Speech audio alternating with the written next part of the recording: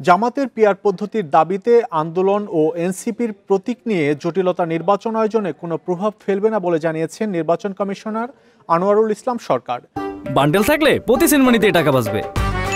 বিকাশ send money bundle কিনে জিতুন প্রতি লেনদেনে। সকালে চাঁপাইনবাবগঞ্জে একটি কর্মশালায় উদ্বোধন শেষে সাংবাদিকদের এসব কথা বলেন তিনি। নির্বাচন কমিশন সাংবিধানিক প্রতিষ্ঠান, আইনের ব্যত্যয় ঘটিয়ে নির্বাচন কমিশন কোনো কাজ করতে পারে না, করবে না।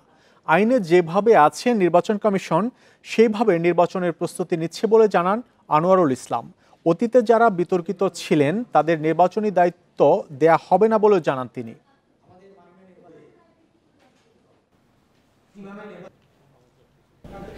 আইন যেভাবে আছে সেই অনুযায়ী নির্বাচন কমিশন তার